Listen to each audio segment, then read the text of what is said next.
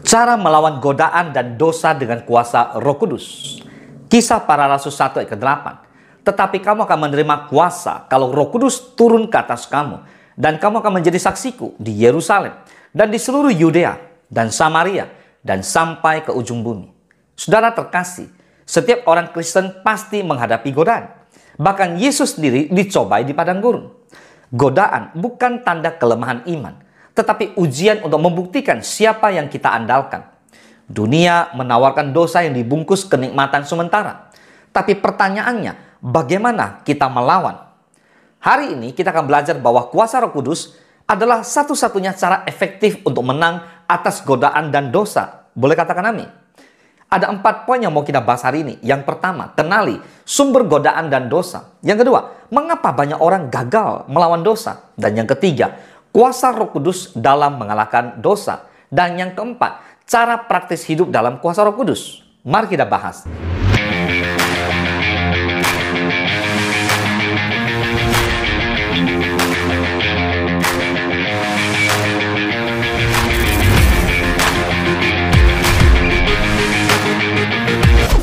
Yang pertama, kenali sumber godaan dan dosa. Yang pertama adalah dari dalam diri kita, yaitu keinginan daging. Yakobus 1 ayat ke-14 dikatakan, tetapi tiap-tiap orang dicobai oleh keinginannya sendiri, karena ia diseret dan dipikat olehnya. Jadi tiap-tiap orang dicobai oleh apa? Saudara, oleh keinginannya sendiri. Apa itu keinginan sendiri? Nafsu, ego, ambisi, kesombongan. Nah, itu semua berasal dari hati yang belum sepenuhnya dikuasai oleh Roh Kudus. Jadi saudara, kalau tanpa penguasaan roh, kita akan menjadi budak keinginan daging kita sendiri. Bertobatlah. Mari kita hidup dipenuhi oleh roh, kita dituntun oleh roh, kita melakukan kehendak Roh Kudus. Mari kita semua dipenuhi oleh kemuliaan Tuhan. Ada amin. Dan yang kedua dari dunia. 1 Yohanes 2 ayat 6 dikatakan, barang siapa mengatakan bahwa ia ada di dalam dia, ia wajib hidup sama seperti Kristus telah hidup. Sebab semua yang ada di dalam dunia bukan berasal dari Bapa, saudara. Nah, jadi dunia menggoda melalui tren, media, hiburan, dan gaya hidup. Seringkali anak-anak muda, bahkan orang tua terpikat oleh gadget, handphone, dunia online, media. Kita lihat banyak hal yang memikat orang terjebak di dalam game online, judi online, bahkan hiburan-hiburan yang gak jelas. Bapak Ibu semua, mari. Kita tidak bisa mengalahkan dunia dengan kekuatan moral atau tekad belaka. Kita perlu Roh Kudus yang menguasai, yang memenuhi seluruh kehidupan kita, mengalahkan daging-daging kita. Ada amin. Dan yang ketiga adalah dari iblis. 1 Petrus 5 ke 8 dikatakan, sadarlah dan berjaga-jagalah. Lawanmu si iblis berjalan keliling sama seperti singa yang mengaum-aum dan mencari orang yang dapat ditelannya. Perhatikan baik-baik. Saudara, iblis ada di sekeliling kita. Berjalan seperti singa yang siap menerkam. Iblis itu penipu, penuduh, yang menjebak. So, kita butuh kuasa dari sumber yang lebih tinggi. Bagaimana kita bisa menang atas iblis? Dengan kuasa darah Yesus. Amin. Baik, saudara, itu yang pertama. Dan yang kedua, kita akan bahas mengapa banyak orang gagal melawan dosa. Roma 7 15-19 firman Tuhan berkata, sebab apa yang aku perbuat aku tidak tahu, karena bukan apa yang aku kehendaki yang aku perbuat, tetapi apa yang aku benci itulah yang aku perbuat. Jadi jika aku perbuat apa yang tidak aku kehendaki, aku menyetujui bahwa hukum Taurat itu baik. Kalau demikian bukan aku lagi yang memperbuatnya, tetapi dosa yang ada di dalam aku. Sebab aku tahu bahwa di dalam aku, yaitu di dalam aku sebagai manusia, tidak ada sesuatu yang baik. Sebab kehendak memang ada di dalam aku, tetapi bukan hal berbuat apa yang baik. Sebab bukan apa yang aku kehendaki, yaitu yang baik yang aku perbuat. Melainkan apa yang tidak aku kehendaki, yaitu yang jahat yang aku perbuat. Nah saudara, mari kita belajar dari Roma 7:15-19. Saudara, jangan pernah mengandalkan kekuatan sendiri. Mari, mohonlah kepada Roh Kudus, dipenuhilah Roh Kudus, andalkan Tuhan. Saudara, mari terus gunakan firman Tuhan, pakai firman Tuhan. Ya, hafal dan renungkan.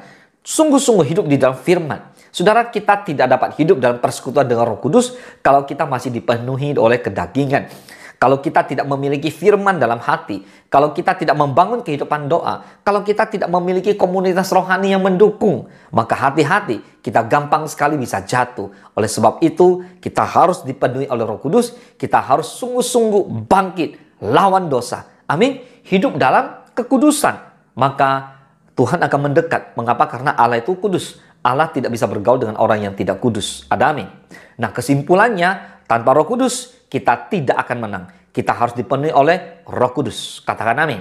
Dan yang ketiga, kuasa Roh Kudus dalam mengalahkan dosa. Yang pertama, Roh Kudus memberi kuasa untuk menolak dosa.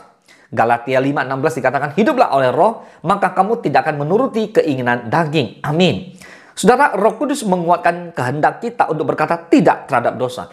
Maka ketika seseorang dipenuhi oleh Roh Kudus, dia tidak akan bergaul dengan orang yang salah. Dia tidak akan pergi ke tempat yang salah. Dia ada suara Roh Kudus dalam hatinya yang selalu mengwarning, menghidupkan, yang mengingatkan dia untuk jangan datang ke tempat ini, untuk jangan melakukan ini dan itu dan sebagainya. Mari kita peka mendengar suara Roh Kudus.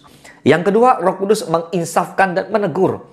Yohanes 16 ayat 8 dikatakan, dan kalau ia datang, ia akan menginsafkan dunia akan dosa, kebenaran, dan penghakiman. So, saat godaan datang, Roh Kudus akan menegur dengan suara lembut dalam hati kita, yang memberikan alarm rohani sebelum kita jatuh. Maka pekal sekali lagi mendengarkan peringatan dan suara daripada Roh Kudus. Dan yang ketiga, Roh Kudus menghasilkan buah roh. Galatia 5 ayat 22 dan 23. Tetapi buah roh ialah kasih, sukacita, damai sejahtera, kesabaran, kemurahan, kebaikan, kesetiaan, kelemah lembutan, penguasaan diri, dan tidak ada hukum yang menentang hal-hal itu.